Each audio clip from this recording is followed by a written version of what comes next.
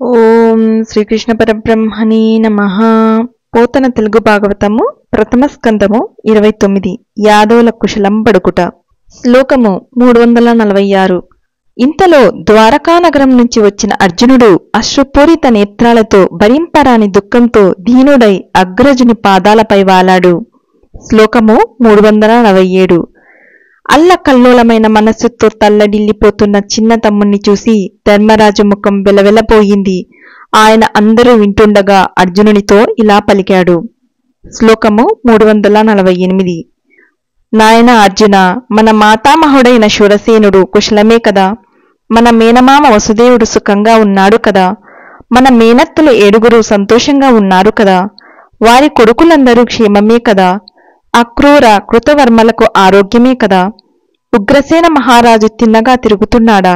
మానధనులు వాసుదేవుని సోదరులు అయిన గదుడు, శారణుడు మొదలైన వారంతా కుశలమేనా? మన సాత్యకి క్షేమమేనా? ప్రద్యుమ్నుడు బాగా ఉన్నాడా? అనిరుద్ధుడు కులాసాగా ఉన్నాడా? మన పెద్దబావ బలరాముడు సుఖంగా ఉన్నాడా? శ్లోకము 349. ఇంకా అంధకులు, యాదవులు, భోజులు, దాశార్హులు, వృష్ణులు, సాత్వతులు మొదలైన యదువంశ వీరులందరూ క్షేమంగా ఉన్నారా?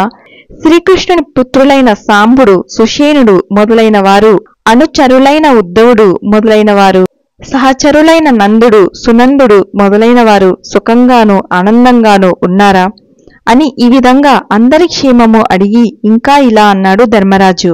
శ్లోకము 350.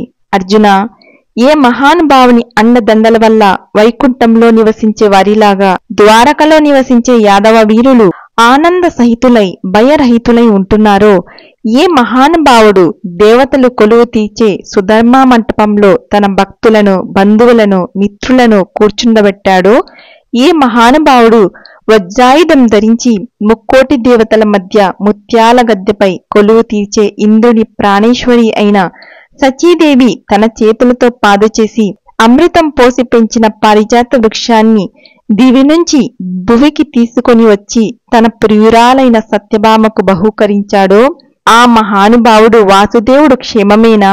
శ్లోకము 351. నాయన అర్జున, భక్తుల యందు వాత్సల్యం కురిపించేవాడు, బ్రహ్మణ్యుడు, ఆపన్న శరణ్యుడు, సర్వేశ్వరుడు, లోకాలకు మేలు కలిగించేవాడు, శోభవంతములై అప్పుడప్పుడే వికసిస్తున్న తామర రేకుల వంటి కన్నులు కలవాడు అయిన గోవిందుడు ద్వారకలో సుధర్మ సభా మండపం మధ్యన సింహాసనం మీద అన్నగారైన బలరామునితో కూడి సుఖంగా ఉత్సాహంగా ఉన్నాడా? శ్లోకము 352. విజయ, ఆ రామకృష్ణులను నీవు స్థిరమైన భక్తితో సేవించావు కదా? అక్కడి మన చుట్టాలంతా నిన్ను అనుదినం రాకపోకలందు ఆప్యాయంగా అనురాగంగా ఆదరించారు కదా? శ్లోకము 353. ఇదేమిటయ్యా, కళ్ళల్లో నీళ్లు కారుతున్నాయి. పూర్వం భయంకరమైన ఆ అడవిలో పంది కోసం 3 కళ్ళున్న ఆ పరమేశ్వరునితో పోరాడేటప్పుడు కాని, సర్వ సన్నాహాలతో వెళ్లి కాలకేయులను కథనరంగంలో చీల్చి చెండాడేటప్పుడు కాని, పరువు పోయి వైభవం కోల్పోయిన దుర్యోధనుని విడిపించే పనిలో గంధర్వులను తరిమేటప్పుడు కాని ఇంతకు ముందు ఎప్పుడూ కంటనీరు పెట్టి ఎరుగవు కదా? ఇప్పుడేమైందయ్యా? కృష్ణుడు కులాసాగానే ఉన్నాడా చెప్పు. శ్లోకము 354. అంతేకాకపోతే శ్లోకము 355. పగవారితో పోరాడి ఓడిపోలేదు కదా? సజ్జనులను తోలనాడలేదు కదా? పరాంగనలను కూడలేదు కదా? అరివీరుల నడుమ అభిమానాన్ని విడలేదు కదా? శ్లోకము 356. అన్నమాట తప్పలేదు కదా? దొంగ సాక్ష్యం చెప్పలేదు కదా? ఇతరులకు మేలు చేసి తిరిగి చెప్పలేదు కదా? శరణార్థుల మీద, బ్రాహ్మణుల మీద, గోవుల మీద, రోగుల మీద, స్త్రీల మీద పొరపాటున బాణాలు గుప్పలేదు కదా? శ్లోకము 357. ఆరాధ్యులైన భూసురులను అణిచివేశావా? లేకపోతే బాలురకు, వృద్ధులకు, గురువులకు పెట్టకుండా కుడిచినావా?